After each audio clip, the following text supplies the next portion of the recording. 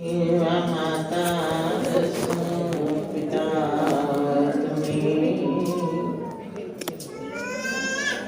तुम्ही बंधो सुसखा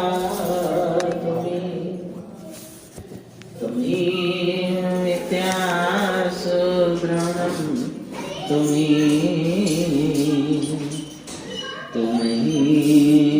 सर्वं मम देवते।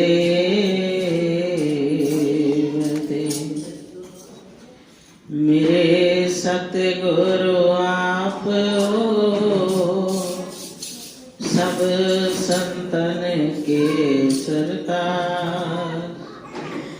शरण पड़े की राखियों प्रभु जी तुम ही लाज। शरण पड़े की राखियों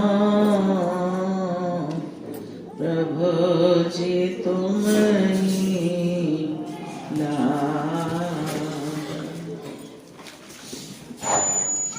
गुरुमुखों, एक बार अपनी मुख रचना को पवित्र करने के लिए सब मिलकर ऊंची और मीठी स्वर से बोले जयकारा बोल मेरे गुरु महाराज की जय।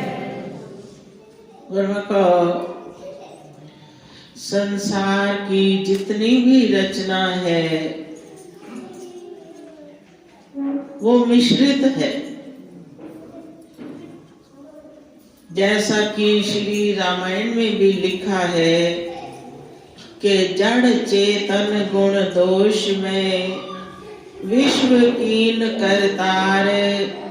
संत हंस गुण गहे पहे पर हरि वारी विकार। जड़ अथवा चेतन जितनी भी सृष्टि की रचना है गुण और दोषों से मिली हुई है। अब उन गुण और दोषों में से क्या वस्तु लेनी है ये हमारे अपने ऊपर निर्भर है। जो संत जन है, साध जन है, जिनकी मालिक के चरणों से प्रीत है, वो तो हंस की न्यायी सार वस्तु को सुच्चे मोती चुन चुन कर खाते हैं। वो गुणों को ग्रहण करते हैं और जो आम दुनियादार हैं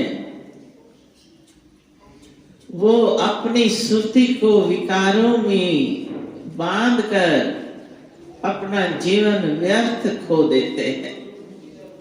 तो लाभ में वो ही रहता है जो इस मनुष्य जीवन को, इतने अमोलक श्वासों के खजाने को सफल कर लेता है।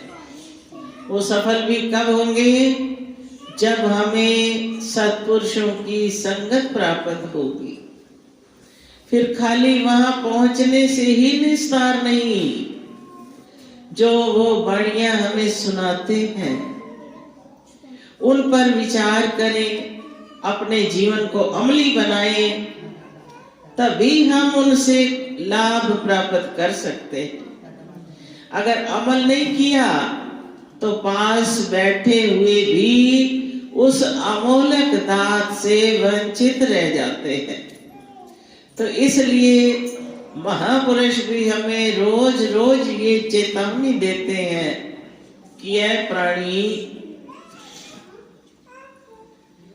नाम अमोलक रतन है, पूरे सतगुरु पास। सतगुरु से लग गया कड़ रतन देवे परगास। कि नाम का अमोलक रतन सतगुरु लेकर आए हैं। वो अमोलक भंडार खोलकर बैठे हैं, लेकिन उनसे प्राप्त कौन करता है? जो उनकी सेवा में लग जाता है, उनकी आज्ञा मौज पर चलता है, तो हर तरह से वो जीव का कल्याण करते हैं। ये जितनी भी रचना रचते हैं सेवा की, ये हमारे कल्याण के लिए है कि किसी तरह से संसारी जीवों का कल्याण हो जाए, संसार में रहते हुए उनकी सुरती मालिक के चरणों से जुड़ जाए। तो जहां हम कर्म करेंगे हमारी सुरती तो वहां जाएगी, मन बार बार उधर आकर्षित होगा। तो इसलिए उन्होंने रचना रच दी कि अपने प्रेमियों को अपनी प्यारी सेवा बख्शिश कर देते हैं, और जो पास रहते हुए भी उनकी मौज को नहीं जान पाते तो उनकी क्या हालत होती है। एक बार कबीर साहब का जमाना था, तो उनके पास कई सेवक रहते थे। तो एक दिन उन्होंने एक खास सेवक जो हर घड़ी पास रहता था, वो वचन अनुसार कर्म भी नहीं कर पाता था, और उसको बड़ा फक्र था कि मेरे से बढ़कर तो और कोई प्रेमी नहीं। मगर वो क्या नहीं जानते, मन की वो हर बात को जानते हैं, हमारे हर कर्म को जानते हैं। तो एक दिन गुरु महाराज जी ने उसको बुलाया, संदेश देकर अपने किसी प्रेमी के घर भेजा। अब वो संदेश लेकर जैसे ही गया, उस प्रेमी के घर आंगन में एक तोता पिंजरे में बंद था। तो जो आते जाते सबको राम राम राम राम बोलता था। अब ये भी गया, इसको इसने राम राम बुलाया। मगर वो प्रेमी जो संदेश लेकर गया जिस गुरुमुख के पास, उसने जाकर उसे मिलते ही हाथ जोड़कर बड़ी ऊंची स्वर से कहा, बंदी छोड़। अब ये शब्द तोते ने भी सुन लिए। जिनके उच्च संस्कार हैं, जिनके मन में मालिक की लगन है, वो कैसे खोजते हैं। तो वो तोता पूछता है कि आपने ये बंदी छोर शब्द किस लिए उच्चारण किया। तो वो सेवक कहता है कि मेरे गुरु महाराज जो दिन रात भक्ति की दात लुटाते हैं, तो उन्हीं का ये शब्द है बंदी छोड़, कि मेरे गुरु महाराज बंधनों से मुक्त करने के लिए संसार में आए। जैसा कि आप सब मिलते हो तो एक दूसरे को करते हो, जय सच्चिदानंद जी। तो जय सच्चिदानंद कहने का अर्थ सब जानते ही होंगे कि सच्चा आनंद देने वाले मेरे गुरु महाराज की जय हो। इसलिए हम जय सच्चिदानंद बोलते हैं। तो तोते ने कहा कि सचमुच गुरु महाराज जी बंधन छुड़ाने वाले हैं, तो मेरी भी बेनती करना गुरु महाराज जी मेरे भी बंधन काटे। और वो संदेश लेकर वापस गया, जाके गुरु महाराज जी के चरणों में बेनती करी कि महाराज जी, तोता पिंजरे में बैठा हुआ आपके चरणों में विनय करता है कि मेरे भी बंधन काटो। गुरु महाराज जी ने जैसे ही उसकी बेनती सुनी, नेत्र मूंद लिए और अपनी सूरत दर्शन द्वार में चढ़ा।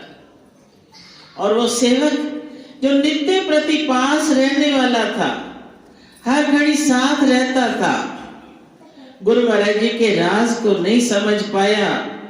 कहता है क्या मैंने तोते का संदेश सुनाया। गुरु महाराज जी तो बेहोश हो गए। उनको लगता है ये बात सुहाई नहीं। अब बिना संस्कारों के महापुरुषों की गति मति को कौन जान सकता है। कुछ समय बीता, फिर संदेश लेकर उसी घर गया। अब तोता तो इंतजार करता था कि कब गुरु महाराज जी का मेरे पास संदेश आएगा।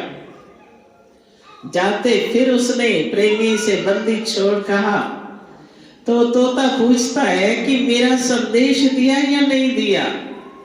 कहता कुछ ना पूछ, तेरा संदेश देते ही गुरु महाराज जी ने तो कितनी देर आंख ही नहीं खोली, बेहोश हो गए। अब तोता जो था बड़ा संस्कारी था, जान गया गुरु महाराज जी की मौज को कि उन्होंने नेत्र मूंद कर अपनी सूरत को 10वें द्वार चढ़ाया होगा। वैसे ही तोते ने किया, आंखें बंद कर ली और अपनी सूरत को अंतर्मुख लगाया, निढाल होकर वहीं पिंजरे में गिर गया। अब वो जो संदेश लेकर गया था, कहता है कारण क्या है, गुरु महाराज जी को संदेश दिया तो उनकी अवस्था खराब हो गई। अब इसको गुरु महाराज जी का संदेश सुनाया है, ये बेहोश हो गया, अब समझ नहीं पाया, वापस चला गया। अब घर वालों ने सोचा कि ये तोता अब शरीर छोड़ गया, उठाया पिंजरा, जाकर उसको बाहर खुली जगह पर डाल दिया। वो तोता फड़फड़ाता हुआ आकाश में उड़ गया। कहता है गुरु महाराज जी ने किस प्रकार मेरे बंधन काट दिए। अब एक तोते की जोनी में होकर भी गुरु महाराज जी की मौज को किस प्रकार उसने अपने हृदय में बसाया और किस प्रकार उनकी मौज पर चलकर अपने बंधन काट लिए। फड़फड़ाता हुआ आकाश में बड़ी प्रसन्नता से उड़ गया कि मेरे तो बंधन गुरु महाराज जी ने काट दी।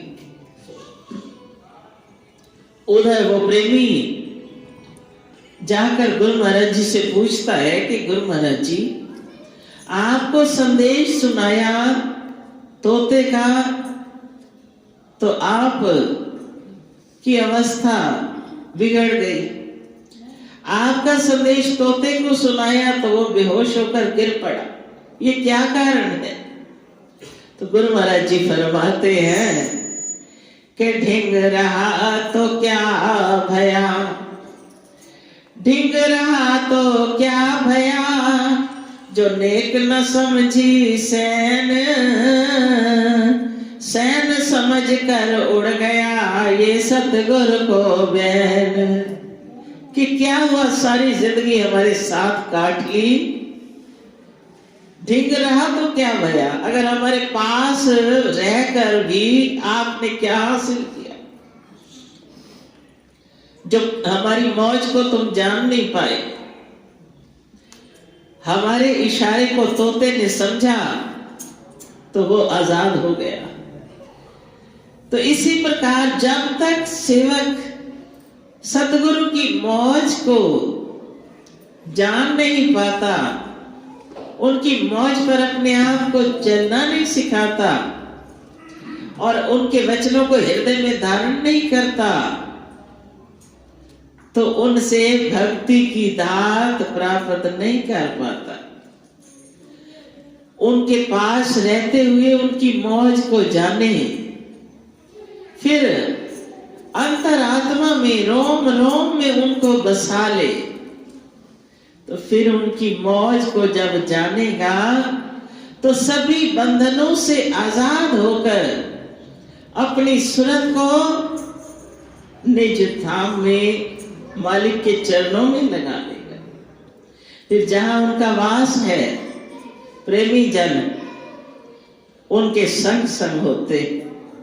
गुरु निज धाम दावासी असानु नार ले जासी, वो निज धाम के वासी हैं, तो जहां जहां वो जाते हैं उनके प्रेमी भी उनके साथ साथ होते हैं। तो इसलिए संसार में हम हर काम भी करते हैं, जीवन भी बसर करते हैं, लेकिन हमारा मन जो है वो न जाने अपने अंदर क्या क्या एकत्र करता है। दूसरों के अवगुण देखने में तो तत्पर तैयार रहता है, मगर अपने मन की अवस्था को नहीं देखता कि मैंने अपने मन की अवस्था का सुधार कैसे करना है। अगर अपने अंदर झांक कर देखे तो उसको कोई भी बुरा नजर ना आए। बुरा जो देखन में चला, बुरा न मिलया कोई, जो घट खोजूं अपना ते मुझसे बुरा न कोई। दूसरों की बुराइयां देखने के बजाय हम अपने घट में खोज कर देखेंगे। जब अपनी बुराइयों की तरफ देखेंगे तो अपने आप उनसे किनारा हो जाएगा। जब हम अवगुणों को अपने हृदय में बसाएंगे नहीं, हर एक के गुणों को देखेंगे तो हमारा हृदय भी गुणों से भरपूर हो जाएगा।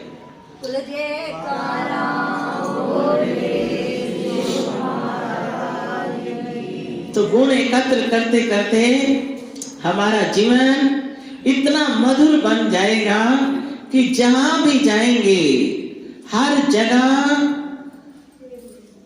सम्मान भी पाओगे और सतगुरु की प्रसन्नता तो ऐसे प्रेमी पर हर वक्त उमड़ती है कि जो किसी के अवगुण ना देखे, गुणों को देखकर उनसे प्रीत करता चला जाए। तो संतों का तो काम ही यही है संत प्यार के दीप जगत में नूर फैलाते हैं। वो प्यार के दीपक है और संसार में भक्ति का प्रवाह चलाते हैं, भक्ति का नूर फैलाते हैं। यही चली आई सदा रीत सभी को गले लगाते हैं।